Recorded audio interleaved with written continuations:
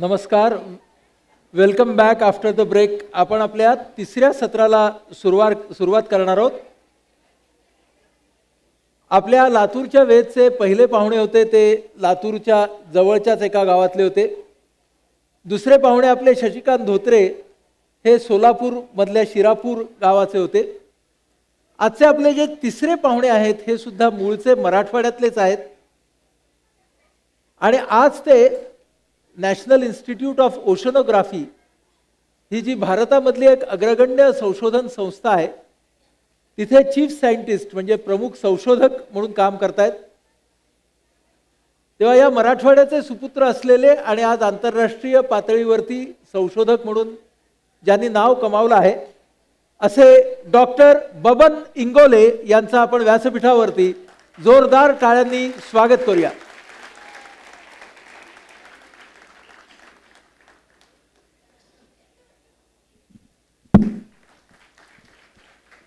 वेदच्या या व्यासपीठावर तुमचं मनपूर्वक स्वागत. Welcome sir.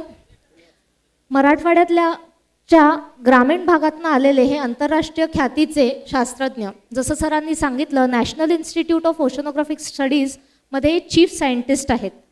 भारतीय वैज्ञानिक म्हणून 3 वेळा अंटार्क्टिका मोहिमेत त्यांनी उत्कृष्ट कामगिरी केली आहे, ज्याच्याबद्दल आपण जाणून घेणारच आहोत.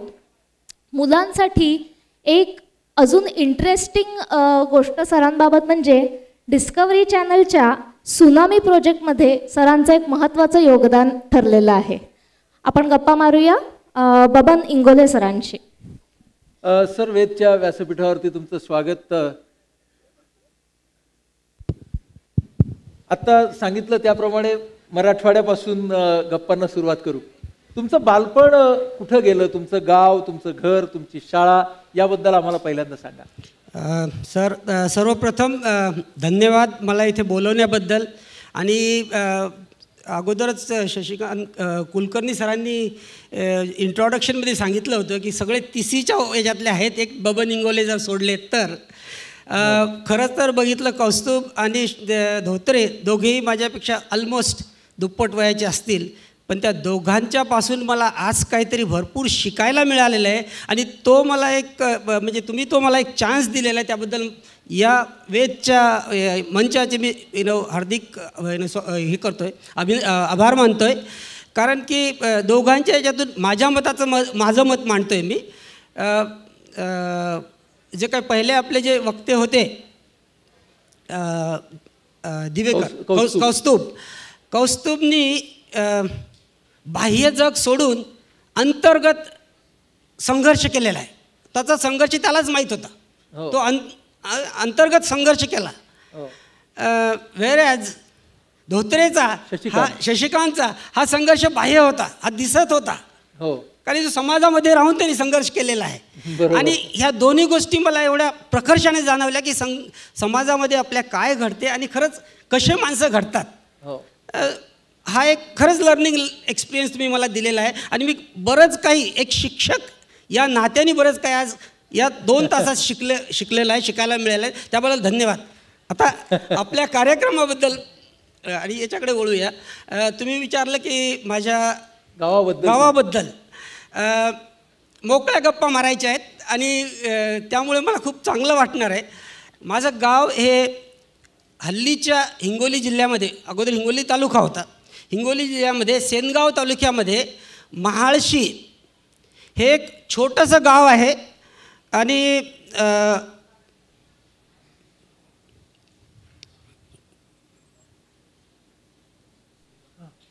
एक फक्त I don't know if it is connected to the हे महाळशी गाव. माझा शिक्षण आता सध्याची लोकसंख्या जवळजवळ मला वाटतं 1000 पर्यंत असेल. माझा जन्म झाला त्यावेळेस एक 400-500 लोकसंख्येचं गाव. तिथे पोस्ट ऑफिससुद्धा नव्हतं, आजही नाही आहे.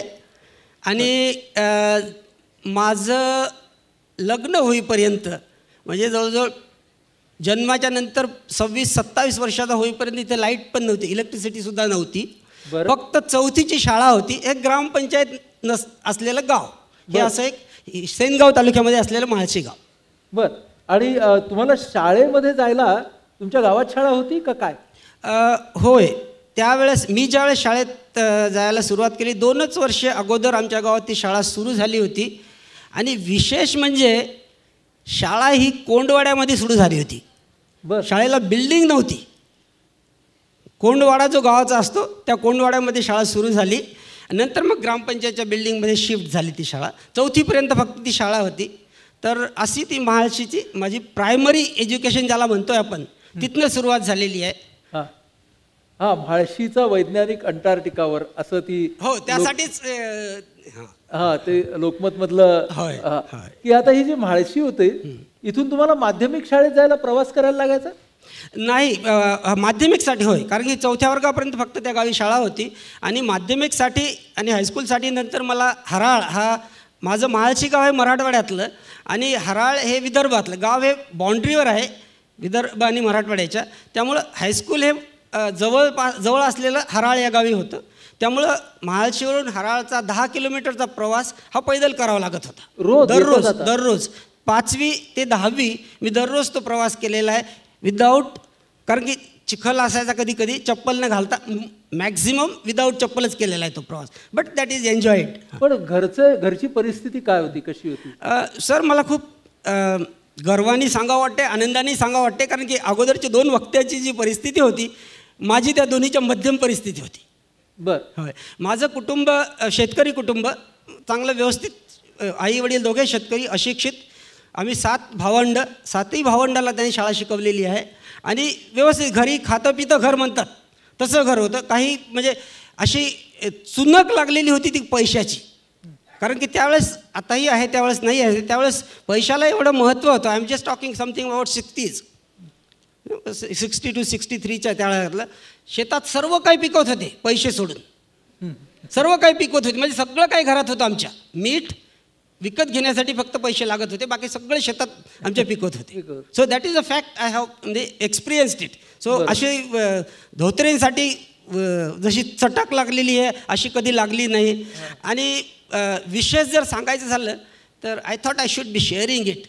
कदाचित माझ्यासारखं बालपण कुणीच आनंदलेलं नसेल, एवढ्या प्रकारे आनंदात मी माझं बालपण घातलेलं आहे. Whatever I felt it I was allowed to do it. Whatever I felt it. पण तुम्ही विद्यार्थी म्हणून कसे होतात, हुशार होतात का? एकदम खोडखर. म्हणजे त्याला काय म्हणता येईल मराठीमध्ये, बट वांड होतात, वांड. हो. अभ्यासात चांगला होता असं घरचे म्हणतात. असं घरचे म्हणतात. मी काय, मला माहित नाही, बट 10वी पर्यंत तुम्ही शिकलात तिकडे. होय. आणि मग कॉलेज करायचं असं ठरलं होतं? काय झालं की आमच्या घरची परिस्थितीच, मी सगळ्यात धाकटा घरी, आणि ही शाळेची हे होती, शैक्षणिक वृत्ती असल्यामुळे घरी. आणि मी शाळेत पहिला होतो. नंतर 4थ्या वर्गाची त्यावेळेस सर्कलची बोर्डाची परीक्षा असायची. 4थ्या वर्गात मी आमच्या जिल्ह्यामध्ये पहिला आलो होतो. त्यामुळं सुरुवातपासूनच घरी हुशार पोरगा आहे अशी एक मनस्थिती तयार केलेली होती. मी वाटेल तसं अभ्यास करत होतो. अक्षरशः सांगतोय, मला जसं पटत होतं तसं मी अभ्यास करत होतो. मला आताही आठवते भारत आंबेची ती आपले कविता जी आहे, आपले पिवळे तांबूस ऊन. शाळेत जाता वेळेस आपलं म्हणायचं, आपले इंग्रजी शब्द पाठ करायची माझी सगळ्यात, म्हणजे अभ्यास करायची माझी जी वेळ होती फक्त त्या 10 किलोमीटरचा प्रवास जाण्याचा आणि येण्याचा. तो तेवढा म्हणजे जवळजवळ 1-1.5 किंवा 2 तासाचं जाण्याचं, 1-1.5-2 तासाचं येण्याचं. That was my study time. काही लिहिण्याचं जर काम असेल तर मी रात्री लिहायचं काही जर असेल तर, किंवा शनिवारी रविवारी. बाकी खेळायसाठी फक्त वेळ होता माझा. बरं, मग 10वी नंतर तुम्ही कॉलेजमध्ये कुठे गेला? 10वीच्या अगोदरची गोष्ट सांगतो. म्हणजे हा सुरुवात 4थी 5वीच्या नंतर सुरुवात झाली. तर बाबा एक घरच्यांची अशी अपेक्षा होती. मोठे भाऊ वकिली वगैरे शिकले होते आणि त्यांना वाटत होते की एक भाऊ शेती करत होते, ते हायस्कूल पण शिकले होते, शेती करत होते. तर घरच्यांची एक इच्छा होती की एकाने डॉक्टर व्हावं, एकाने वकील व्हावं.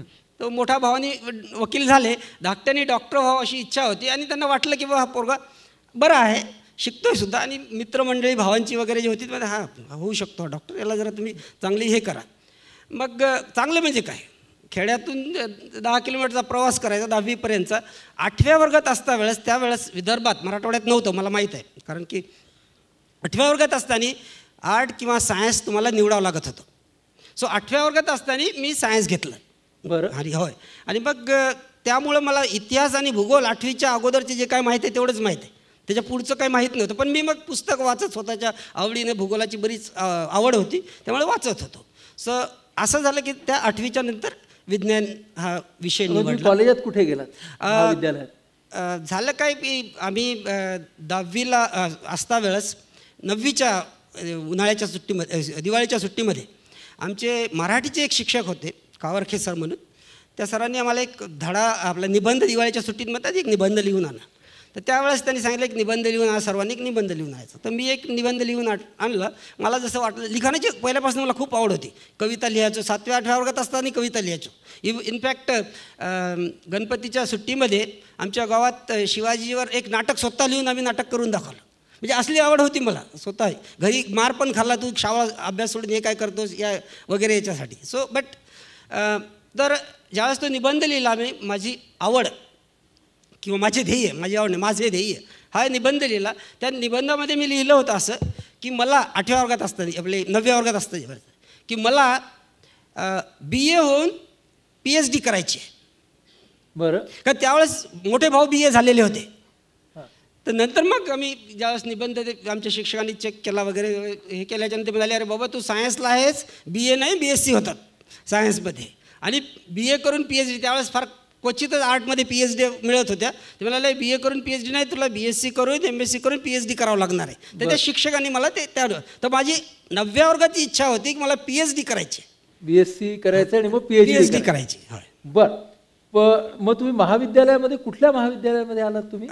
आमच्या गावाच्या जवळपास, कारण की आमच्या त्या वाशिम सर्कलमध्ये सुद्धा मी, मला वाटतं 3रा का 4था काहीतरी आलो होतो SSCला असता वेळेस. तर जवळपास कॉलेज जे आहे सायन्सला पाठवायचं आहे, कारण की घरच्यांची इच्छा डॉक्टर करायची आहे. मला का MBBS करायची, डॉक्टर म्हणजे MBBS करायची. माझी इच्छा PhD करायची. मी ते बोलून दाखवलं, ते लिहूनही दाखवलेलं होतं. तर जवळपास जे कॉलेज होतं ते होतं हिंगोलीला आदर्श महाविद्यालय. त्यामुळं साहजिक शेतकऱ्याला परवडण्यासारखं जवळ जे आहे तिथे हिंगोलीच्या आदर्श कॉलेजमध्ये मी PUCला, प्री युनिव्हर्सिटी, त्यावेळेस 11वी-12वी सुरू व्हायला 1 वर्ष बाकी होतं. So this was the last batch of PUC. बरोबर. PUCला तिथे PUC सायन्सला ॲडमिशन घेतलं. तिथूनच तुम्ही BSc केलं? नाही सर, पूर्ण BSc तिथं नाही गेलं. तोच खरं म्हणजे एक टर्निंग पॉईंट माझ्या लाईफचा आहे की PUC तिथं पास झालं आणि फर्स्ट इयरला ॲडमिशन घेतलं. त्यावेळेस काय होतं, 12वी येणं बाकी होतं आणि माझे बरेच मित्र बसलेले आहेत तिथे, त्यांनाही कल्पना आहे आणि ते they have gone through that one, I know it. First इयरला असताना सगळ्यात महत्त्वाचं होतं, आता जसं 12वी महत्त्वाचं आहे मुलांना, त्यावेळेस फर्स्ट इयरला होतं की तुम्हाला कुठली स्ट्रीम निवडायची, ते सायन्सच्या particularly, whether you want to go for medical, you want to go for engineering, or you want to go for general science. So त्यावेळेस निवडायचं होतं. तर घरच्यांचं मार्गदर्शन होतंच आणि त्यांनी पहिल्यापासूनच मेडिकलला जायचं असं एक हे केलेलं होतं. त्यामुळं मग साहजिकच मी मेडिकल ग्रुप निवडला आणि फर्स्ट इयरला मेडिकल ग्रुपचं ॲडमिशन वगैरे झालं, सर्व झालं. अभ्यास वगैरे सगळं व्यवस्थित चाललेला होता. परीक्षा दिली. परीक्षेच्या नंतर पास होणार ते नक्की होते, त्यात काही प्रश्न किती पर्सेंटेज मिळेल त्याचं हे चाललेलं होतं. आणि औरंगाबादला जाऊन मेडिकल करायचं हे सगळं ठरलेलं होतं, म्हणजे घरच्यांनी ठरवलेलं होतं. मी ठरवलेलं होतं, कारण की 100% निर्णय माझा नव्हता. माझं काम अभ्यास करायचं आहे, घरच्यांचं मला सपोर्ट करायचा आहे. बट त्यांनी फ्रीडम पूर्ण दिलं होतं. That was fact. आणि त्यावेळेस काय झालं, म्हणजे टर्निंग पॉईंट जो मी म्हणतोय तो सांगणं फार गरजेचं आहे. आदर्श महाविद्यालयात असता वेळेस ज्यावेळेस फर्स्ट इयरचा रिझल्ट आला, सगळे लोक म्हणजे उत्सुकतेने, आमच्या कुटुंबामधले पूर्ण उत्सुकतेने पाहत होते की पहिला आपल्या कुटुंबातला मेडिकल होणार आहे हा मुलगा म्हणून. माझा रिझल्ट ज्यावेळेस आला पेपरच्या याच्यामध्ये माझा नंबरच नाही आहे, बरं नंबरच नाही आहे. आणि नंतर खाली लिहिलं होतं राखून ठेवलेला, रिझल्ट राखून ठेवलेला, त्याच्यामध्ये माझा नंबर, बरं नंबरच नव्हता त्याच्यामध्ये. सो म्हणजे आपलं जे आजचं अपयशाचं जे उदाहरण जे आहे, so this was the turning point, जिथे तिथे लिहिलेलं होतं की you know result is with held. आणि बरं रिझल्ट राखून ठेवण्याचं कारण काय बरं होतं? ती पेपरवर काहीच दिलेलं नाही. ज्यावेळेस मग मी शाळेत कॉलेजला गेलो, त्यावेळेस मी खेडेगावात होतो. न्यूजपेपर बघितला, नंबर बघितला, ते रडायला लागलो की बाबा असं कसं काय झालं, काही कारण काहीच नाही दिलेलं. मग माझे मोठे बंधू मला घेऊन आले. मी कॉलेजला गेलो, कॉलेजला विचारलं काय झालं. ते म्हणाले आणखी आम्हाला कळलेलं नाही, आम्हाला एवढंच कळालेलं आहे की रिझल्ट इज विथ हेल्ड. बरं. जवळजवळ 2 महिने लागले मला कारण समजायला तोपर्यंत फॉर्म भरण्याची डेट निघून गेली मेडिकलची. बरं. ओके. 2 महिन्यानंतर कारण कळलं की या विद्यार्थ्यांनी एका विषयाची परीक्षा दिलेली नाही, मराठीची परीक्षा दिलेली नाही, असं कॉलेजनी विद्यापीठाला लिहून कळवलं. Whereas I had done it everything, there was nothing wrong with me, nothing wrong, but कॉलेजच्या याच्यानुसार त्यांनी तिकडे कळवलेलं आहे. मग त्या या प्रोसेसमध्ये तुम्हाला भांडावंच लागते, दुसरा काही विलाज नाही आहे. सो भांडण एकीकडे सुरू केलं नाही, मी परीक्षा दिलेली, तुमचे कागदपत्र तपासा, पण वेळ तर निघून गेली ना, वेळ निघून गेलेली आहे. सो ते भांडत बसण्यापेक्षा मी म्हटलं बाबा हे भांडायचं सोडून द्या. मी सरळ प्रिन्सिपलला जाऊन भेटलं. सर म्हटलं नथिंग डुईंग, म्हणजे मला काही नाही, मला तुमच्या कॉलेजमध्ये शिकायचं नाही आहे. कारण की मी काही चूक नसताना जर तुम्ही स्वतः बघायला पाहिजे ते याचं पूर्ण लाईफशी निगडीत असलेलं हे जर तुम्ही बघत नाहीत मग काय राहिलं याच्यामध्ये. म्हटलं मला हे शिकायचं नाही इथे, माझं फक्त तुम्ही TC आणि हे द्या. मी त्यांच्याकडनं घेतलं काढून, भांडून घेतलं काढून अक्षरशः. आणि नंतर औरंगाबादला गेलो. औरंगाबादच्या त्यावेळेस जवळजवळ सगळ्या कॉलेजचे ॲडमिशन्स बंद झाले होते. माझ्या भावाचे एक मित्र होते डॉक्टर, त्या डॉक्टर मित्रांच्या ओळखीचे होते त्यावेळेसचे प्रिन्सिपॉल मिलिंद सायन्स कॉलेजचे प्राचार्य शिंदे. तर त्यांनी त्यांना स्वतः सोबत घेऊन गेले मला. त्यांना सांगितलं असा असा विद्यार्थी आहे आणि खेडेगावातला आहे, चांगला विद्यार्थी आहे, असं असं झालेलं आहे, याला तुम्ही कृपया करून ॲडमिशन द्या, BScला ॲडमिशन द्या. तेव्हा मग मी BScला ॲडमिशन घेतलं. तिथे त्यांनी रिझल्ट विथ केलेला होता, तर सेकंड इयरला दिवाळीपर्यंत तुझा रिझल्ट आला पाहिजे म्हणून सेकंड इयरला ॲडमिशन दिलं. होय. सो दिवाळीपर्यंत मला क्लासेस अटेंड करायला दिले. मी आपलं सुरू केलं, क्लासेस वगैरे अटेंड केली. दिवाळीला मी परीक्षासुद्धा दिली. म्हटलं हे येऊ न येऊ, आपण हे कशाला सोडायचं, परत परीक्षा दिली. हो, परत परीक्षा दिली आणि दिवाळीला पास झालो. त्यावेळेस त्यांनी दोन्ही रिझल्ट दिले की नाही तो अगोदर पास झालेला होता. This is the fact of my life. That was the turning point. म्हणजे एकच परीक्षेत मी दोन वेळ दिली, दोन्ही वेळ पास झालो. त्या मराठी विषयात, ते सुद्धा मराठी विषयामध्ये. बरं. होय. So this was the turning point of my that medical doctor to the PhD doctor. आणि मग दरम्यानच्या काळामध्ये BSc तुम्ही झालात. तुम्हाला झुऑलॉजी म्हणजे आत्ताची जी तुमची मुख्य शाखा आहे तिची आवड मग नंतर निर्माण झाली का? सर काय झालं, BScला ज्यावेळेस होतो औरंगाबादला त्यावेळेस आमच्या काही अगेन मित्रांना किंवा आपल्याला कल्पना असेल की मेडिकल इंजिनिअरिंगला जाण्यासाठी BScच्या विद्यार्थ्यांना 2 चान्स होते. एक फर्स्ट इयर झाल्यावर किंवा तुम्ही BSc कंप्लीट झाल्यावर सुद्धा तुम्ही जाऊ शकत होता. BSc कंप्लीट झाल्याच्या नंतर सुद्धा तुम्ही जाऊ शकत होता. पण माझ्या याच्यात असं झालं होतं की म्हटलं आता मला जायचं नाही, आता मला जायचं नाही आहे. मी घरच्यांनी मला विरोध मी भरपूर हे केलं, म्हटलं नाही मला आता जायचं नाही आहे. आणि ज्यावेळेस मिलिंद सायन्स कॉलेजला होतो तिथल्या वातावरणात तिथलं बघितलं, फार अभ्यासू वातावरण होतं, कॉम्पिटेटिव्ह होतं. आणि आम्ही दररोज मुलं, आमच्या क्लासमधली मुलं, जसं कौस्तुभने सांगितलं होतं, फर्स्ट टाईम इन दॅट, म्हणजे पहिल्या वेळेस मला असं जाणवलं की कॉम्पिटिशन हे काय असते. BSc सेकंड इयरला गेल्यावर तोपर्यंत काही नव्हतं. माझं जग आपलं एकदम आनंदात चाललेलं होतं. तिथे समजलं की एका मार्काचं महत्त्व काय आहे ते. मग त्यावेळेस BScला भरपूर अभ्यास केला, कॉम्पिटिशन केलं, धिंगामस्ती केली, इलेक्शन वगैरे सगळ्या गोष्टी केल्या कॉलेजमधल्या. आणि फायनली विद्यापीठात दुसरा आलो होतो BScला मी त्यावेळेस. आणि नंतर BSc अशी मराठवाडा विद्यापीठात MSc PhD BSc मराठवाडा विद्यापीठात पास झालो. आणि जशी मला PhD करायचीच होती त्यामुळं मराठवाडा विद्यापीठ साहजिकच झुलॉजीमध्ये प्राणीशास्त्रात मी BSc झालो. आणि मराठवाडा विद्यापीठात दुसरं आल्यामुळं ॲडमिशन मिळणं काही अवघड नव्हतं. मराठवाडा विद्यापीठाच्या झुलॉजीमध्ये MSc फर्स्ट पार्टला ॲडमिशन घेतलं. पण दरम्यानच्या काळात काय झालं, हा एक दुसरा टर्निंग पॉईंट आहे. That is the biggest turning point in my life. दरम्यानच्या काळात ज्यावेळेस माझा BScचा रिझल्ट आला त्यावेळेस उन्हाळ्याच्या सोडीत गावी आले, धिंगामस्ती केली. आणि त्यावेळेस थोडंसं झालं होतं, 18-19 वर्षाचं काय ते असणार मी साधारणतः त्यावेळेस मग आपल्याला पुढे काय करायचं अशा गोष्टीची थोडीशी ओढ लागली होती. नाही तर माझे जे मोठे भाऊ होते, जे वकील होते, ते त्यावेळेस ते तलाठी झाले होते आणि ते हिंगोलीला होते. तर त्यावेळेस त्यांनी काय केलं, एक न्यूजपेपर आमच्या घरी आले ते सुट्टीच्या दिवशी आणि एक न्यूजपेपर आणला. त्यावेळेसचा मराठवाडा जो पेपर होता तो न्यूजपेपर आणला. तर एक छोटीशी कटिंग बघितली न्यूजपेपरमध्ये होती. म्हणजे मी ऑलरेडी MScला ॲडमिशन घेण्याची प्रोसेस सुरू होती त्यावेळेस ती न्यूजपेपर कटिंग आली होती. आणि त्या कटिंगमध्ये लिहिलं होतं की महाराष्ट्र सरकारची मेरिट फेलोशिप आहे MSc फिशरीजमध्ये करण्यासाठी. आणि ती कोकण कृषी विद्यापीठामध्ये मिळू शकते. एकच शिष्यवृत्ती पूर्ण महाराष्ट्रामध्ये, महाराष्ट्र सरकारचे गव्हर्नमेंट फेलोशिप होते. तर माझे भाऊ जे मोठे बंधू होते ते म्हणाले, अरे बबन तुला रिसर्च करायचा इंटरेस्ट आहे ना, हे बघ एक ॲडव्हर्टाईज एक आलेली आहे, याला अप्लाय का नाही करत तू? म्हटलं काय आहे? म्हटलं असं काय नाही, एक न्यूजपेपर आपल्या साध्या कोऱ्या पेपरवर म्हणजे त्याला अप्लिकेशन करायचं आहे आणि त्याला तुझी फक्त मार्कलिस्टची कॉपी जोडायची आहे. मार्कलिस्ट तुझी आलेली आहे, त्याला जोडून टाक, ॲडमिशन घेता वेळेस हे पण पाठवून दे. म्हटलं चांगलीच गोष्ट आहे, एवढी आणखी काय चांगला चान्स मिळते. बस लिहून टाकलं, ॲडमिशन पोस्टात गेलं, टाकून दिलं ते औरंगाबादला असता वेळेस आणि ॲडमिशन घेतलं. इकडे कॉलेज आपले युनिव्हर्सिटीचे क्लासेस सुरू केले. परत युनिव्हर्सिटीमध्ये आपले इथे लातूरचे माझे एक मित्र आहेत सुधीर देशमुख, कदाचित असतील ते, तुम्हाला सर्वांना माहीत असतील, सिनियर आहेत मला सुधीर. आणि आम्ही इलेक्शन लढलं भरपूर, म्हणजे त्या काळात विद्यापीठामध्ये सुधीरला माहीत आहे काय होतं, आम्ही कसे त्यावेळेस हे केलेले आहेत. आणि नंतर मग फर्स्ट पार्टला होतं, MSc फर्स्ट पार्टला होतं मी. त्यावेळेस दिवाळीच्या अगोदर आमची सेमिस्टर एक्झाम होती. मी युनिव्हर्सिटीचा आमचा क्लास रिप्रेझेंटेटिव्ह होतो. तर विद्यार्थ्यांनी सगळ्यांनी सांगितलं की नागभूषणम आमचे एक नावाजलेलं व्यक्तिमत्व प्रोफेसर नागभूषणम मराठवाडा विद्यापीठामध्ये.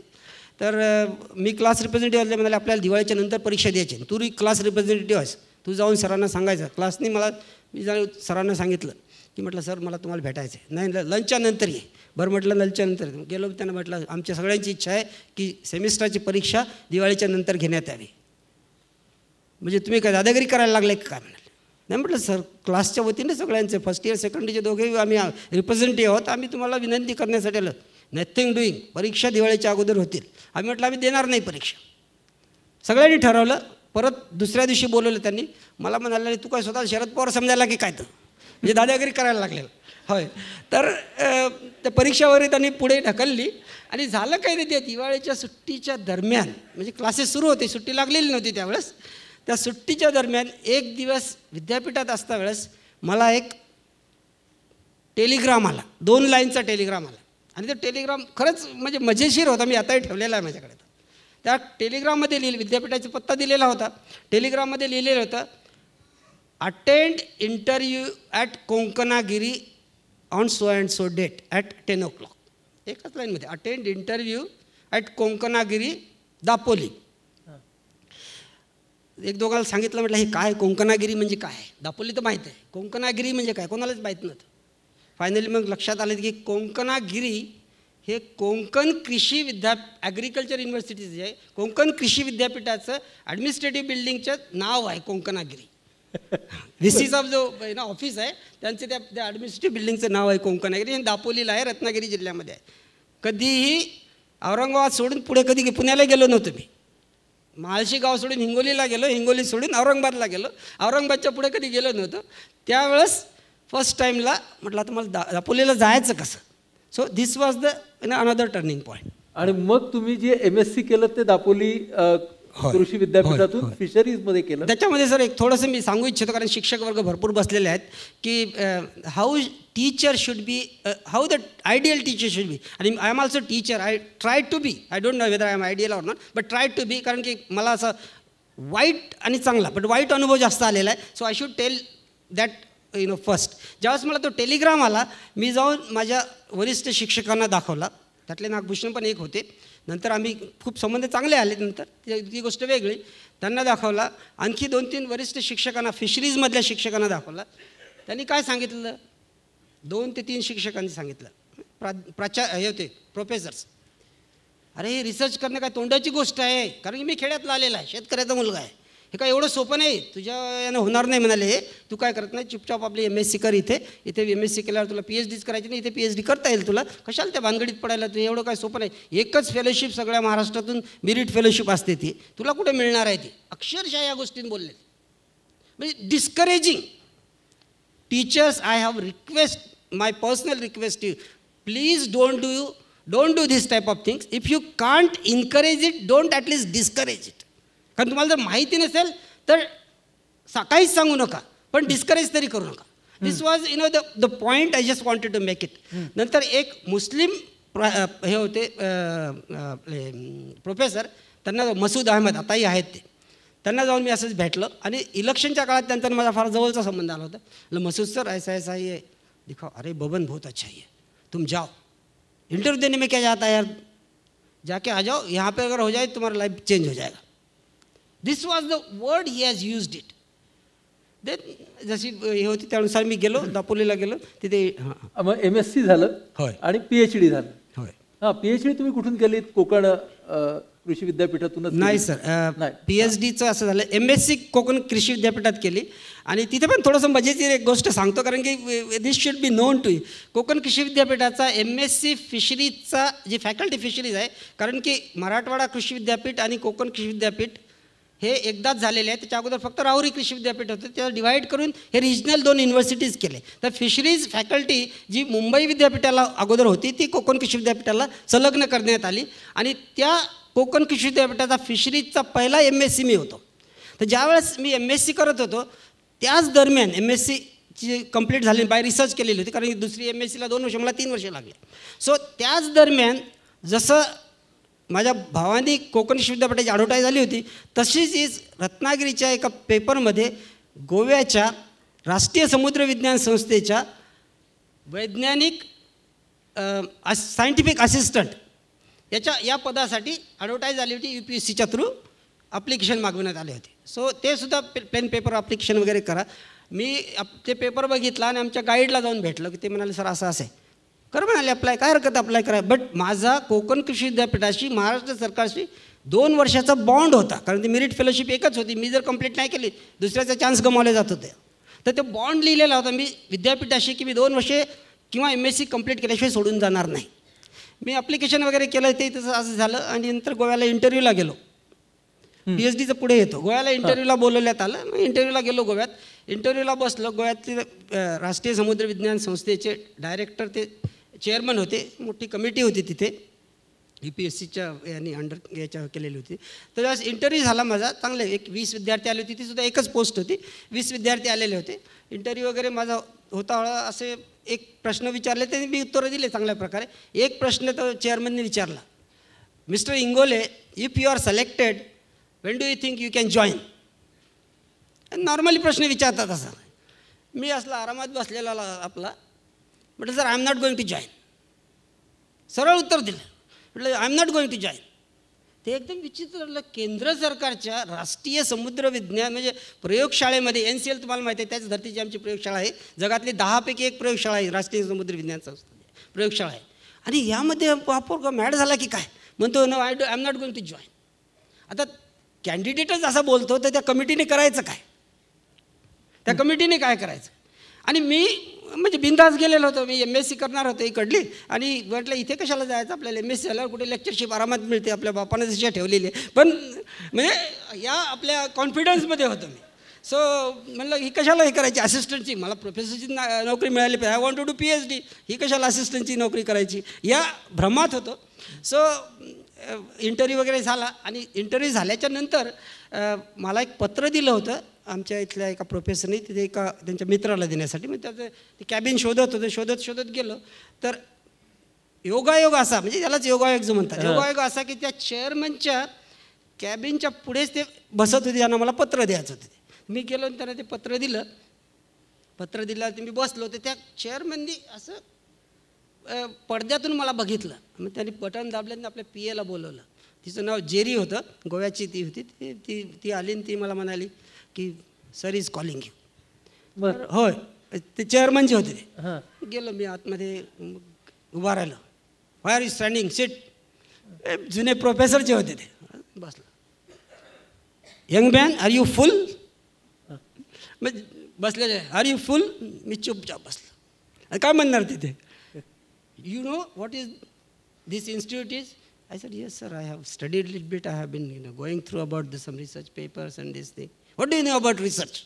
Sir, I have been doing my MSc by research for last 1.5 years. So, why do you say that you don't want to join? Sir, I am doing my MSc. This post is on BSc basis. Assistant ची होती, BSc pass झाल्यासाठी होती. This post is on BSc basis. I am doing my MSc. In another 3 months, I have to submit my thesis, and once I get MSc, I will be eligible for the assistant professor, lecturer post. But you know that you can do your MSc here also. मला ते माहीत नव्हतं ना. You can do your MSc here also, but sir I have already sign a bond with the university and I have to complete that one. Okay don't worry. त्यांनी मला काही सांगितलं नाही, एवढंच सांगितलं. ओके डोंट वरी. मी गेलो परत, ते झालं सगळं. 1-2 महिन्यात ऑर्डर आली की join National Institute of Oceanography Goa on so and so date within this many date, असे त्याची ऑर्डर असते. गाईडला नेऊन दाखवली. ते म्हणाले असं कर, एक पत्र लिही की 1-2 महिन्याचा मला जॉईन करायला अवधी देण्यात यावा. Guide he was my mentor, so he has, म्हणजे त्यांनी मला घडवलेलं. मला इथे माझं MSc पूर्ण करता येईल आणि मग मी तुमच्याकडे जॉईन होतो. तर पत्र लिहिलं आणि पत्र पाठवून दिलं. ते 2 महिने जवळजवळ 3-4 दिवस कमी असेपर्यंत वाट बघितली, तोपर्यंत काही हे आलं नाही. मग गाईड म्हणाले तू आम्ही असं करा, आमच्या बॉन्डमध्ये लिहिलेलं होतं की तुम्हाला 3 टर्म, 4 टर्म ज्या असतात सेमिस्टरच्या, 3 टर्म इथे कंप्लीट करावं लागतात, प्रेझेन्सी दाखवावं लागते. शेवटची जी एक टर्म्स जी आहे ती तुम्ही नाही जरी कंप्लीट केली तर व्हाईस चान्सलर तुम्हाला रिलीव्ह करू शकतात गाईडच्या सर्टिफिकेटवर. मग गाईडने सर्टिफिकेट दिलं आणि तुम्ही मला हे घेऊन जा आणि विद्यापीठाला व्हाईस चान्सलरला भेटता. डॉक्टर साळवी, प्रतापराव साळवी, जे आपल्या परभणीचे सुद्धा व्हाईस चान्सलर होते, ते तिथे व्हाईस चान्सलर होते. मी गेलो, त्यांची अपॉइंटमेंट घेतली आणि भेटलो त्यांना. सर म्हटलं असं असं असं आहे. आणि माझे ज्यावेळेस मला फेलोशिपसाठी, मेरिट फेलोशिपसाठी जे सिलेक्शन झालं त्यावेळेस तेच चेअरमन होते, त्यामुळे ते मला चांगल्या प्रकारे ओळखत होते. आणि कोकण कृषी विद्यापीठात फिशरीजचा पहिला विद्यार्थी होतो, त्यामुळे त्यावेळेस जाऊन त्यांना भेटलो, त्यांना दिलं. सर म्हटलं असं असं आहे, असं असं आहे. Don't go, we are going to start the fisheries college रत्नागिरीमध्ये आम्ही सुरू करतो आहे कोकण कृषी विद्यापीठाचं. तू आमच्या कॉलेजचा पहिला MSc आहेस, पहिली म्हणजे असिस्टंट प्रोफेसरची पोस्ट तुलाच मिळणार आहे आणि ती गॅजेटेड पोस्ट असणार, ही असिस्टंटची पोस्ट आहे. This was I was also thinking of the same line. हे व्हाईस चान्सलर मला साळवी साहेब स्वतः बोलले. आता ते बोलल्यावर ते याचा अर्थ रिलीव्ह करणारच नाही आहेत. डोंट गो म्हटलं, मला काहीच करता नाही. मी परत आलो. गाईडला सांगितलं सर असं असं, व्हाईस चान्सलर साहेब असं असं म्हटले. तर गाईडला माहीत होतं इन्स्टिट्यूटबद्दल पूर्ण. हे इन्स्टिट्यूटच्या पुढे तुमचे युनिव्हर्सिटी ऑफ कॉलेज काहीच नाही आहे. So opportunities are plenty, there is international याचं इन्स्टिट्यूट आहे. गाईड म्हणाले यार भानगड झाले तर काय करायचं. त्यांनी नियम वगैरे सगळे शोधून काढले. ते म्हणाले त्याच्यात एक आहे, if you submit your synopsis nobody can stop you. बघा, म्हणजे इफ यू सबमिट युअर सिनॉप्सिसमध्ये तुमचं रिसर्च काम कंप्लीट झालेलं आहे, थिसिस कुठेही जाऊन तुम्ही लिहून सबमिट करू शकता. That was the provision in that. So I started writing that one. Meanwhile 2च दिवस बाकी होते जॉईन व्हायला तिकडे. म्हटलं आता हे सुद्धा रात्रंदिवस बसून सिनॉप्सिस तयार केला. गाईडनी सर्व माझ्याकडून लिहून घेतला, अक्षरशः डिक्टेट करून. सो सिनॉप्सिस तयार केला, तो युनिव्हर्सिटीला सबमिट केला आणि मी गोव्याला जॉईन व्हायला गेलो.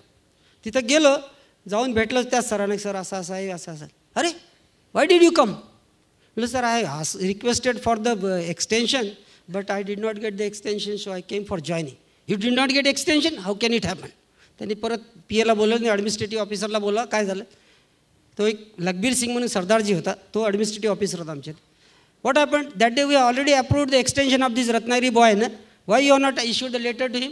We already given him extension. त्यांनी पत्रच नाही पाठवलं मला. ऑलरेडी एक्सटेन्शन झालेलं होतं, 3 महिन्याचं एक्सटेन्शन म्हणजे मंजूर झालेलं होतं, पण पत्र नाही आलं. पण मला जॉईन करायसाठी माझ्या गाईडने सांगितलं तू जा म्हणून. सो मी न जॉईन होता पत्र घेऊन आलं. तर ताबडतोब पत्र द्या. अगेन परत आलो, इथे आलो, सिनॉप्सिस व्यवस्थित लिहिला, सबमिट केला आणि जॉईन झाला. आणि मग PhD तुम्ही नॅशनल इन्स्टिट्यूट ऑफ ओशनोग्राफीमध्ये PhD केली. आता आपण इन सर्व्हिस असतानाच PhD केली. तुम्ही जिथं काम करता नॅशनल इन्स्टिट्यूट ऑफ ओशनोग्राफी, ती संस्था काय आहे ह्याचे तुम्ही काहीतरी आमच्यासाठी फोटोग्राफ्स आणले आहेत, ते जरा तुम्ही आम्हाला दाखवा. ही जी जगामधली एक अग्रगण्य संस्था आहे की जी ओशनोग्राफीवरती काम करते. एक मिनिट सांगतो. आता अंटार्क्टिकाबद्दल ते आपण नंतर बोलूया. हां, नंतर त्याकडे येऊया आपण, अंटार्क्टिकाकडे. हां, ही याच्यामधले बरेच काही माझे मित्र कदाचित गोव्याला आहे ना. होय, गोव्याला डोनापावलाला पणजीपासून एक 10 किलोमीटर समुद्राच्या बिलकुल काठी आहे. केंद्र सरकारच्या CSIRच्या ज्या 39 लॅबॉरेटरीज आहेत त्याच्यापैकी एक पुण्याला आहे NCL, दुसरी नागपूरला आहे NIRI, so national chemical laboratory Pune, आणि national environmental engineering laboratory Nagpur. ह्या महाराष्ट्रात 2 आहेत. आणि गोव्यामध्ये जी आहे ही केंद्र सरकारची विज्ञान आणि तंत्रज्ञान याच्या अंतर्गत येणारी राष्ट्रीय समुद्र विज्ञान प्रयोगशाळा ही एकेकाळी आशिया खंडातली एकमेव होती. आता झाल्यात बऱ्याच. जगातल्या 10 प्रयोगशाळेमध्ये टॉप 10मध्ये सायंटिफिक रिसर्चच्या क्वालिटीच्या माध्यमातून जे काय नामांकन टॉप 10मध्ये ओशिनोग्राफिक इन्स्टिट्यूटमध्ये गणल्या जाते. सो अशी ही आमची राष्ट्रीय समुद्र विज्ञान प्रयोगशाळा डोना पावलामध्ये आहे. त्याच्याबद्दल थोडक्यात जर सांगायचं झालं तर समुद्राच्या साठी होणाऱ्या सगळ्या वैज्ञानिक विषयावर आम्ही संशोधन करतो आहे. आमच्या इथे मागच्या दोन वर्षापासून PhDचा कोर्ससुद्धा सुरू झालेला आहे CSR अकॅडमीच्या अंतर्गत. तर तिथे PhDसुद्धा आता देण्यात येते आमच्या इन्स्टिट्यूटच्या. समुद्राच्या संदर्भातलं सगळं संशोधन आणि आपल्याला स्लाइड सांगते की भारताची कोस्टलाईन ही 7500 किलोमीटरचा किनारा आहे आपल्याला आणि सर्व तऱ्हेचं संशोधन या इथं होतं. बरं म्हणजे हवामान खाता म्हणजे हवेपासून तर आम्ही समुद्राच्या तळापर्यंत या पूर्ण 3 डायमेन्शनल याचा अभ्यास करतो. अभ्यास या संस्थेमध्ये होतो. तर हे आमच्या इन्स्टिट्यूटबद्दलचे एवढं. हां, आता या इन्स्टिट्यूटमध्ये तुम्ही काम करताय आता. होय सर. जिथं तुम्ही शिक्षणही घेतलं इन सर्व्हिस असताना, त्याच्यानंतर आता तुमच्या हाताखाली तिथे PhD मध्ये लोक काम करतायत. इथूनच तुम्हाला ती अंटार्क्टिकामध्ये जाण्याची संधी मिळाली. होय सर. हां, आता त्या अंटार्क्टिका मोहिमेबद्दल आमच्या विद्यार्थ्यांना पाहायला खूपच आवडेल, तर ते जरा आम्हाला दाखवा.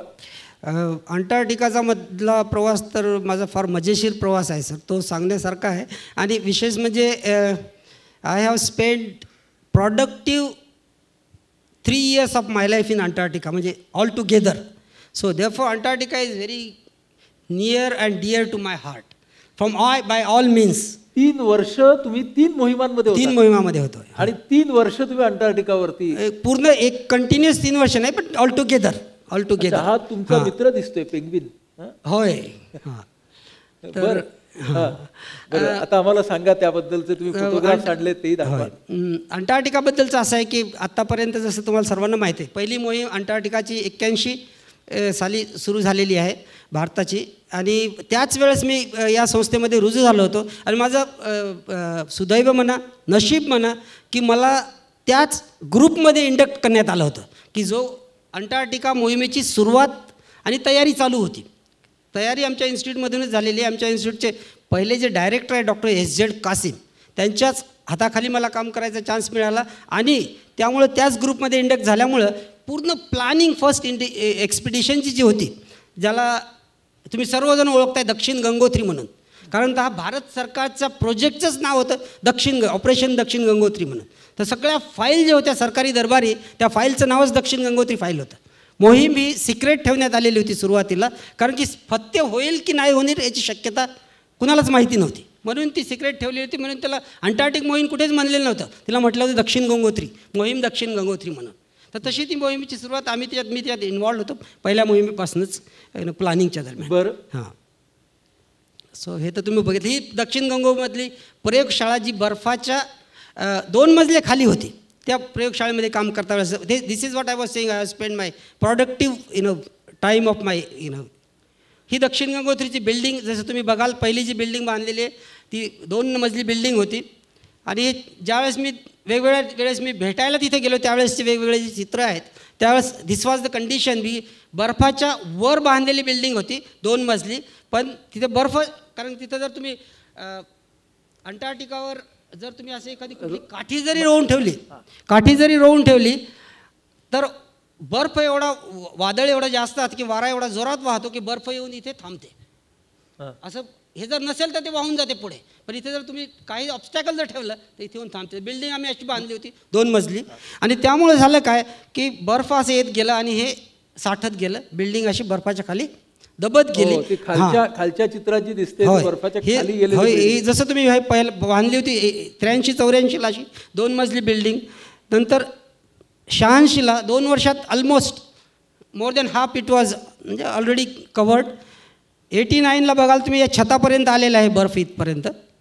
आणि 92ला ज्यावेळेस लास्ट टाईमला मी ज्यावेळेस व्हिजिट केली, we had already close down the station in 89ला बंद केलं होतं, कारण की वापरण्याच्या लायक नव्हतं, धोकेदायक होतं, कधीही कोलॅप्स झालं असतं. म्हणून नवीन बिल्डिंग बांधली आम्ही मैत्रीला. इथनं 100 किलोमीटर दूर टेकड्या आहेत, त्या टेकड्यावर बांधली बिल्डिंग. त्याचे फोटो कदाचित असतील ते मी दाखवते तुम्हाला मैत्री बिल्डिंगचे. But anyway that will can share it after. या तळ्याच्या बाजूलाच अच्छा तिकडचं आयुष्य आहे. होय. ह्या इथे मग तिथं एका मोहिमेचा माझा विशेष सहभाग असा होता की दक्षिण गंगोत्रीच्या अल्टरनेट जे स्टेशन आम्हाला बांधायचं, त्याच्यासाठी पिण्याचं पाणी सगळ्यात महत्त्वाचं आहे.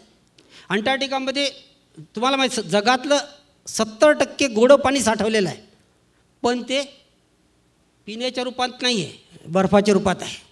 70% जगातलं 70% गोडं पाणी अंटार्क्टिकामध्ये साठवलेलं आहे. पण तिथे जर आम्ही जावं तर तिथलं पाणी पिण्याचं की नाही हे तपासल्याशिवाय पिता येणार नाही. त्यावेळेस सुरुवातीच्या मोहिमेला आम्हाला गोव्यावरून पिण्याचं पाणी पण सोबत घेऊन जावं लागलं असतं. खाण्याव्यतिरिक्त सगळ्याच गोष्टी घेऊन गेल्या. पण ज्यावेळेस स्टेशन आम्हाला बांधायचं तर स्टेशनला पुरणारं पाणी, तिथे तळे आहेत गोड्या पाण्याचे, ते हिवाळ्याच्या दिवसात थिजतात, बर्फ होते त्याचं. उन्हाळ्याच्या दिवसात 2-3 महिने असं मोकळे असतात असे. हे तुम्ही जर फोटोमध्ये बघाल असे.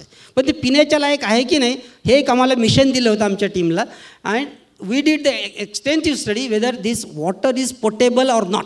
That was the question of we have to do it. तर त्यासाठी मग अंडर वॉटर डायव्हिंग केली. तिथे किती डेप्थ आहे, पाणी किती आहे, किती दिवस पुरेल, आणि मग त्याची पूर्ण केमिकल टेस्ट वगैरे करून पिण्याच्या लायक आहे की नाही त्याचं मग आम्ही सर्टिफिकेशन करून दिलं. तर त्यातला हा एक भाग होता.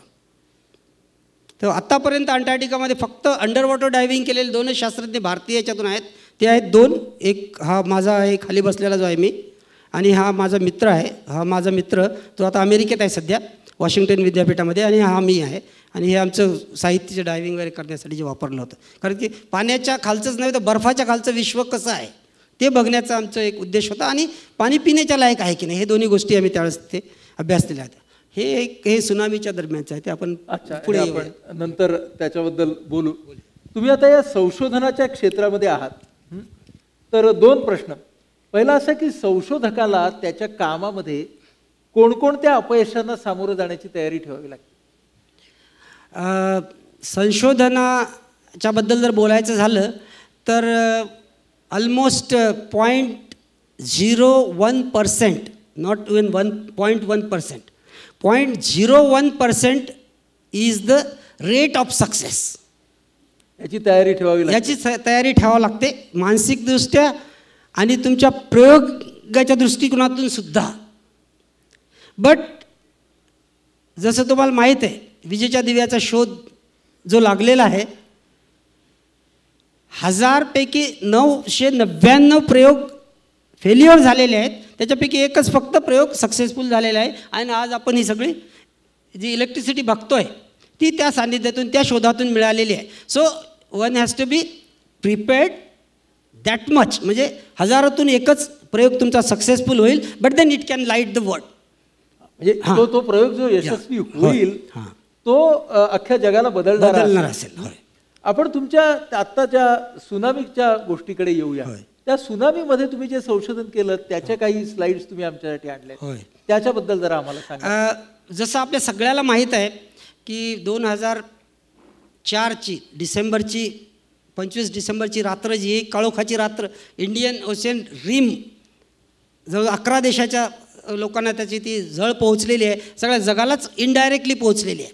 ज्यावेळेस तो भूकंप झाला आणि सबसिक्वेंटली दुसऱ्या दिवशी जी सुनामी आली, ती सुनामी आल्याच्या नंतर सगळ्या जगाचं लक्ष त्याच्याकडे लागलेलं होतं. कारण की हा भूकंप एवढा मोठा नव्हता, याच्या अगोदरसुद्धा याच्यापेक्षा मोठा भूकंप झालेला होता. 9.2 रिक्टर स्केलचा जो भूकंप होता तो, याच्या अगोदर 9.3चा पण चिलीला आलेला होता. तेवढी मोठी सुनामी नव्हती आली. त्यामुळं जागतिक शास्त्रज्ञामध्ये एक प्रश्न पडला होता की भूकंप मागच्या भूकंपापेक्षा लहान जरी असून सुनामी एवढी मोठी का आली, मग आली तर अशी परत येऊ शकते का? कारण यावेळेस तर कोणी तयारी नव्हती लोकांची. मग परत येऊ शकते का, त्याच्यासाठी तयारी करण्याला आपल्याला चान्स मिळू शकतो का, हे प्रश्न जागतिक शास्त्रज्ञांना पडले होते. तर त्यावेळेस मग बरेच वेगवेगळ्या देशाचे लोक विचार करत होते हे संशोधन करण्याचा. कारण की ही एक अपॉर्च्युनिटी होती. तिथे भूकंप जिथे झाला होता तिथे संशोधन आणि मोजमाप करण्याची एक अपॉर्च्युनिटी होती. त्यावेळेस मग काय झालं की जगातले वेगवेगळ्या क्षेत्रातले शास्त्रज्ञ लोक एकत्र आले आणि त्यांनी एक टीम बांधण्याचं ठरवलं की आम्ही ज्या ठिकाणी भूकंप आलेला, ज्या ठिकाणी त्याचा केंद्रबिंदू आहे त्या ठिकाणी जाऊन आम्हाला परवानगी देण्यात यावी आणि त्या ठिकाणी जावे. म्हणजे वेगवेगळ्या प्रकारचं समुद्र विज्ञानाच्या संलग्न, भूगर्भ विज्ञानाच्या सगळं संशोधन करण्याची आमची ही आहे. तर मी त्यावेळेस माझ्या मोहिमेवरच होतो कोस्टल एरियामध्ये. तर मला एक फोन आला रोडे आयलंडवरच्या एका प्रोफेसरचा की we a team of scientists from global this thing around 20 of us we are trying to build up a team and this is our aim. only फक्त दोनच प्रश्न आहेत की एवढी मोठी सुनामी का आली आणि परत येऊ शकते का. या दोन प्रश्नाचं उत्तर शोधण्यासाठी आम्ही एक टीम बांधायचा प्रयत्न करतोय. Could you be part of it. हे मला त्यांनी फोन करून विचारलं. त्यात कारण असं झालं की एक इंग्लंडचे माझे एक सहकारी, त्याचा डायरेक्टर आता रिटायर झाले, ते आणि मी 2-3 वेगवेगळ्या याच्यावर सोबत काम केलेलं होतं आणि ते माझ्या कामाबद्दल इंडियन ओशियनमध्ये खोल हिंद महासागरामध्ये खोल समुद्रातलं जीव विश्व याच्यावर सगळ्यात जास्त काम करणाऱ्या या परिसरातला मीच होतो. म्हणजे जे काही इंटरनेटला माहीत होतं तुमचं शास्त्रज्ञाचं काम सगळं ते हे ब्लॅक अँड व्हाईटमध्ये असते, त्यांना माहीत होतं. म्हणजे खोल सागरामधलं जीवविश्व याच्यावर माझं संशोधन आहे. खोल म्हणजे 5 ते 7 किलोमीटर खोल.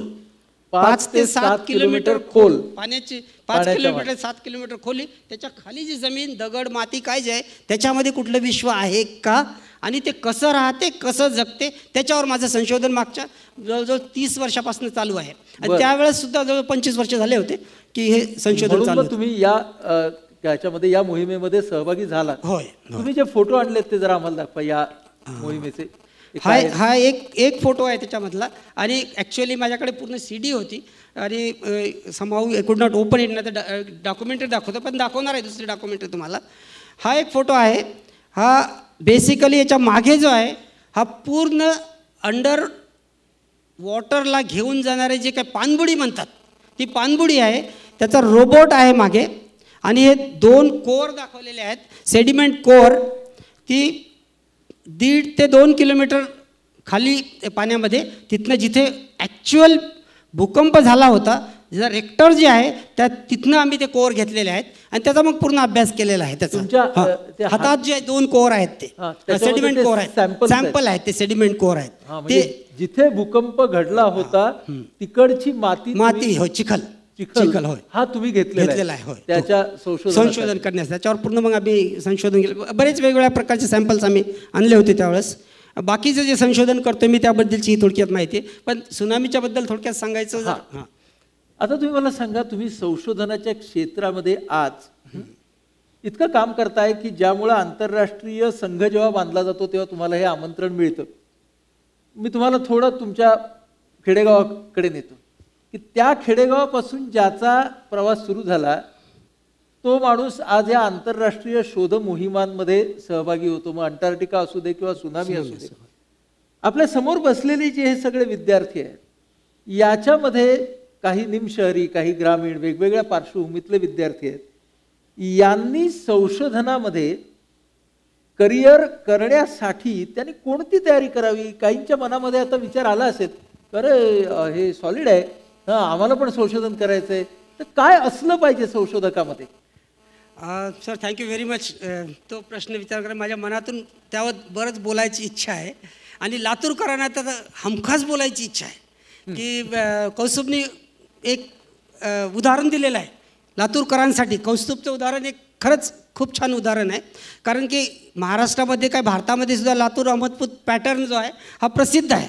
सगळ्यांना माहिती आहे, घोकमपट्टी करून विद्यार्थ्यांना 90च्या पेक्षा जास्त मार्क मिळवून देण्यासाठी लातूर प्रसिद्ध आहे. मार्क मिळवून दिल्याच्या नंतर पुढे काय ते कौस्तुभनी दाखवलेलं आहे. पुढे काय ते कौस्तुभनी दाखवलेलं आहे. मला फक्त एवढंच सांगायचं आहे की मी बॉर्डरवर फर्स्ट क्लास मिळवणारा विद्यार्थी आहे. 90% आमच्या काळात कुणालाच मिळत नव्हते. I can tell you, if there is anybody who says that I got 90% in 60s, I will salute him. I will salute him. Okay, आमच्या काळात कुणाला मिळत नव्हते.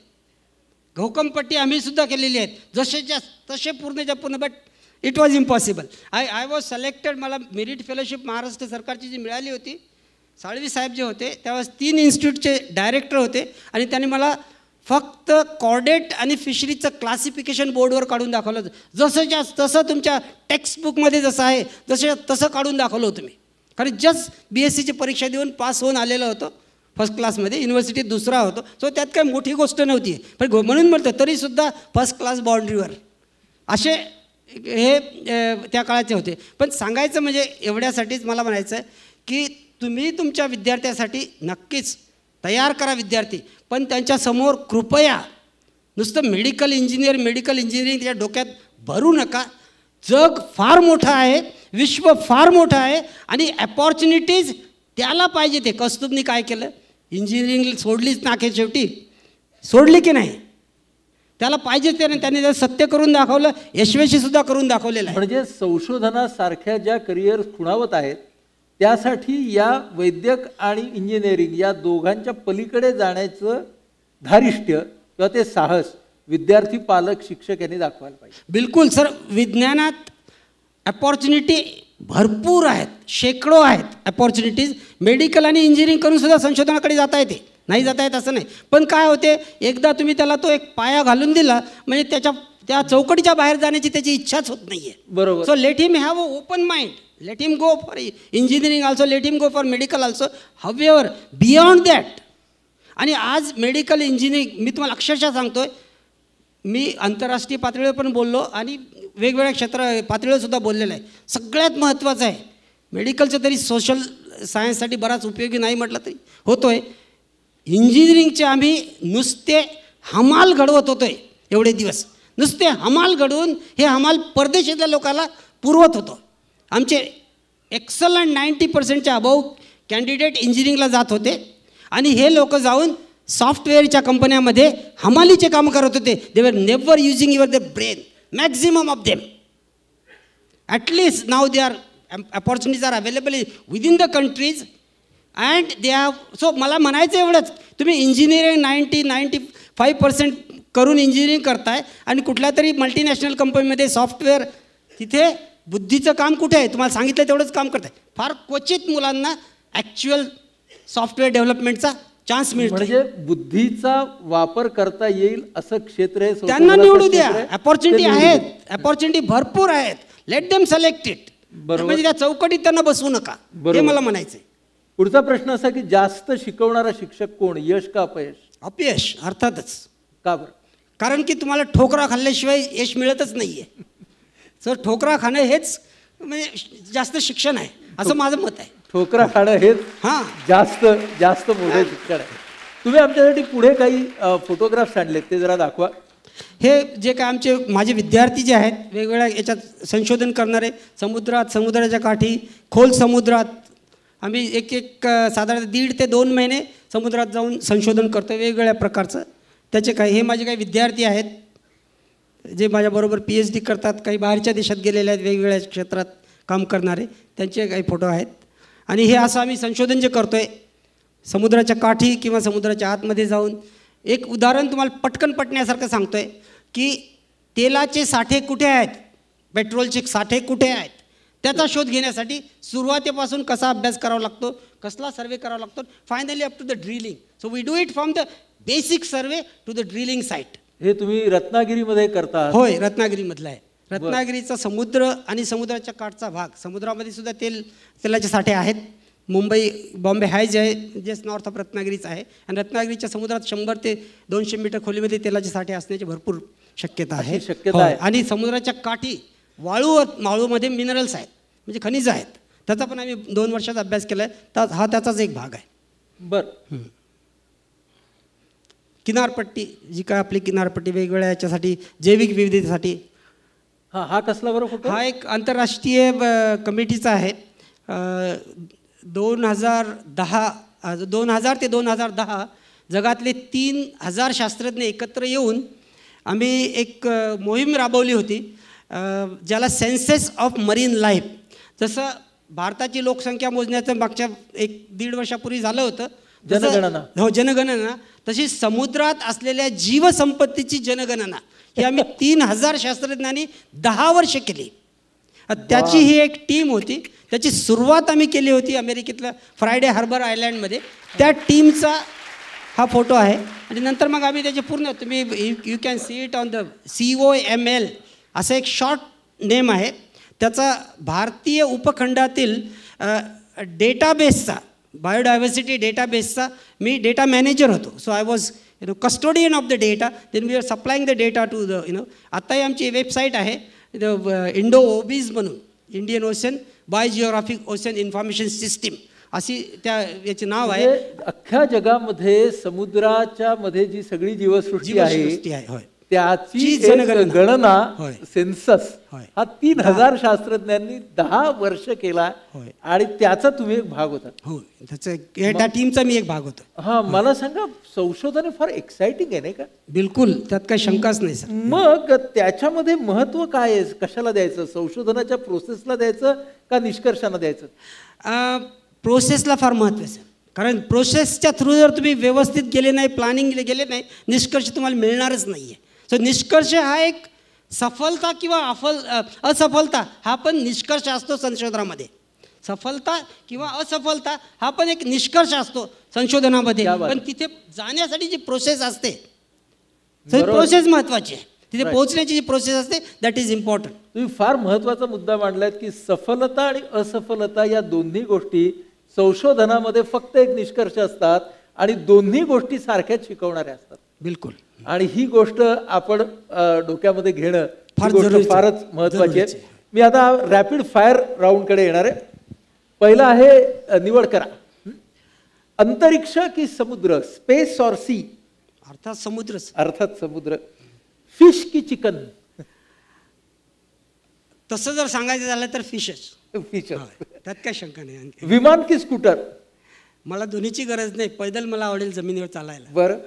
सिनेमा की नाटक? नाटक. नाटक. नाटकीपणा नाटकात कमी असतो सिनेमापेक्षा. नाटकीपणा नाटकात कमी असतो. आवडतं शहर महाराष्ट्रातलं? पुणे. पुणे. देशातलं? मुंबई. आणि जगातलं? जगाच्या बद्दल जर सांगायचं झालं तर I really love Nagasaki. I work there. 5 वर्ष नागासाकीत राहिलो आहे. आणि निसर्ग आणि औद्योगिकता आणि मॉडर्न सगळ्या गोष्टी मी जवळून बघितलेल्या आहेत. 5 वर्ष धुळीत मिळून त्या शहराने आपली प्रगती कशी जगाच्या सगळ्यात पुढे नेऊन ठेवलेली आहे ती बघितलेली आहे. म्हणजे नागासाकी या शहरावरती अणुबॉम्ब पडला. होय. आणि ते पूर्ण बेचिराग झालेलं शहर त्यांनी पुन्हा एकदा तयार केलं, घडवून आणलेलं. तिथे तुम्ही 5 वर्ष मी पोस्टडॉक म्हणून तिथे काम केलेलं आहे. जपानी मधलं तुमचं सर्वात आवडतं वाक्य? सगळ्यात महत्त्वाचं वाक्य आहे, आपल्या सगळ्याच्या उपयोगी पडणारं वाक्य आहे. आणि ते असं आहे, गोमेनसाई. म्हणजे काय बरं? याचा अर्थ आहे मला माफ करा.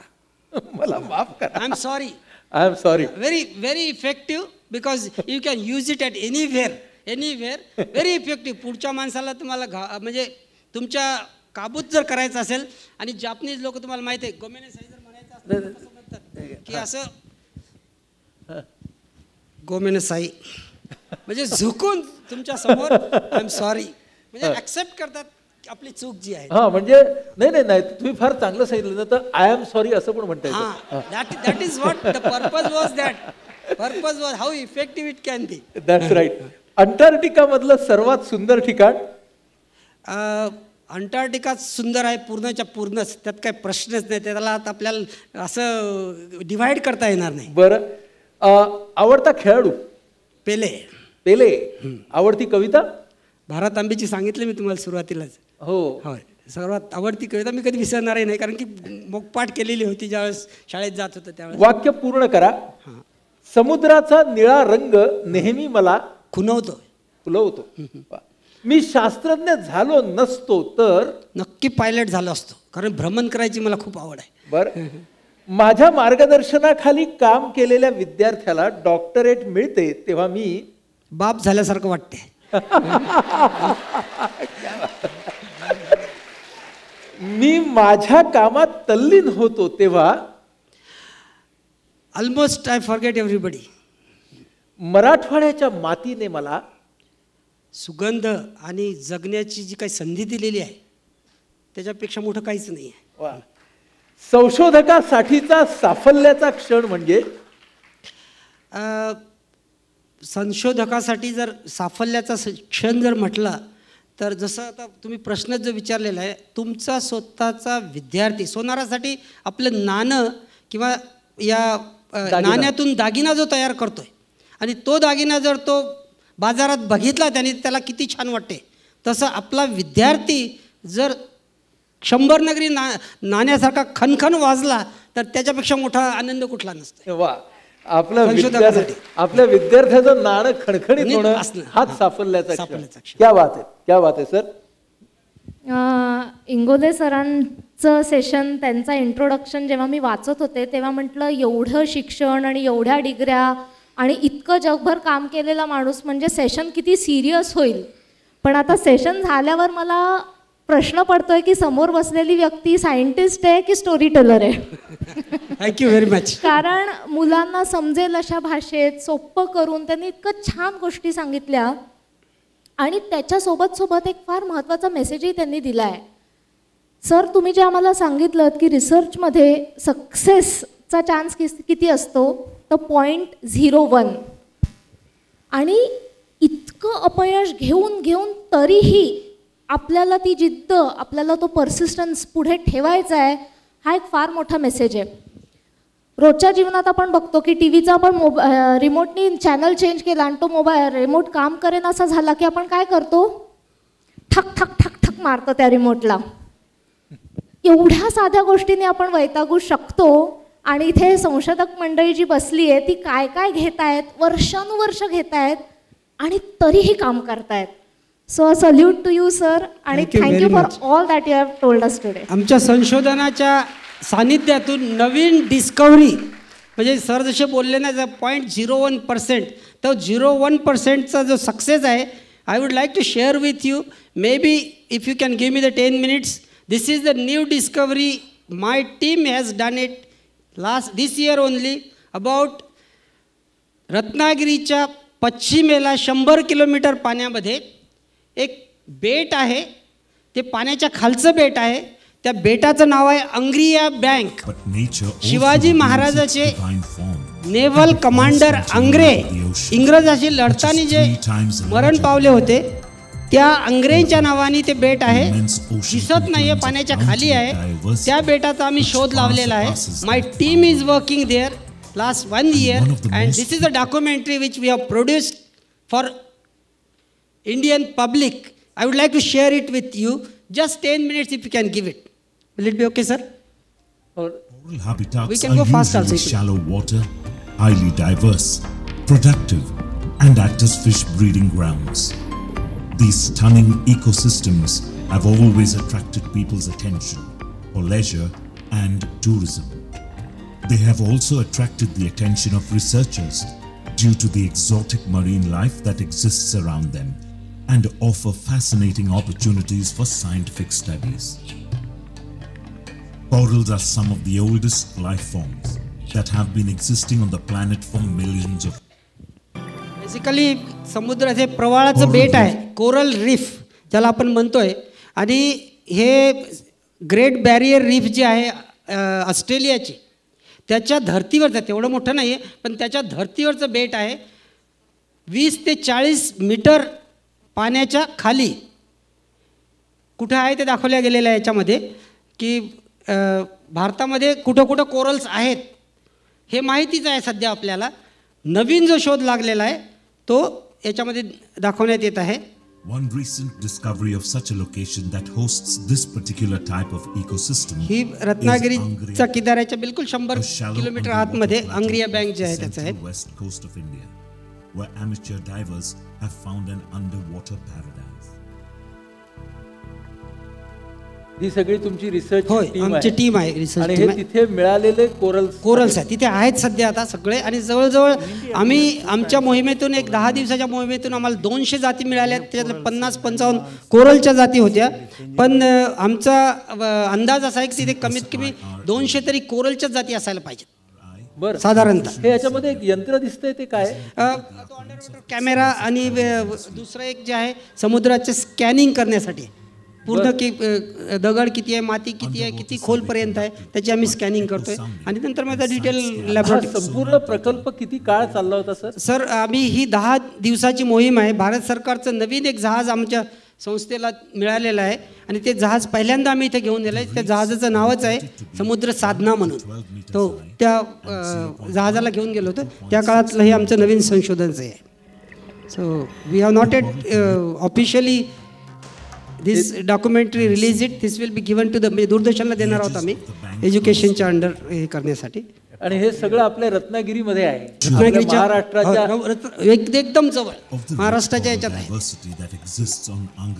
आणि हे सगळे जलचर प्राणी सुद्धा तिथे दिसले. होय. Detailed bathymetry survey of the Angria, a biodiversity profiling of Angria Bank, and formulating a geographical information system database bank to identify anthropogenic threats to Angria Bank. त्याच्यामध्ये सीवीड आहेत, कोरल आहेत, फिश आहेत. ऑफकोर्स कोरल रीफ असल्यामुळे coral dominating आहे, पण त्याच्या व्यतिरिक्त असे इन्व्हर्टिब्रेट असे काही प्राणी आहेत की म्हणजे ज्याला पाठीचा कणा नसलेले, त्यातले जवळजवळ 5 ते 10% नवीन असण्याची शक्यता आहे, ज्याचा आम्ही आता पूर्णपणे म्हणजे जगालाच, भारतालाच नव्हे किंवा महाराष्ट्रालाच नव्हे तर जगाला सुद्धा ते नवीन आहे असे असण्याची शक्यता आहे. So new discoveries, that is what we expected.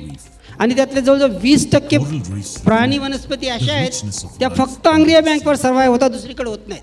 कारण 10,000 वर्षापूर्वी आंग्रिया बँक सुद्धा हे पाण्याच्या वर असलेलं बेट होतं, पण पाण्याची पातळी वाढली, समुद्र जशी द्वारका जमिनीवर होती ती पाण्याच्या खाली गेली, त्याच दरम्यान हे बेटं सुद्धा होते. पाण्याची पातळी समुद्राची वाढल्यामुळं हे बेटं पाण्याच्या खाली गेलेले आहेत. So this is how that expedition we did it and we have. Yes, thank you very much. Latur वेदच्या टीमच्या वतीने गीतांजली डॉक्टर बबन इंगोले यांना एक स्मृतिचिन्ह प्रदान करतील. सर्वांनी टाळ्यांच्या गजरात त्यांचे आभार मानूया.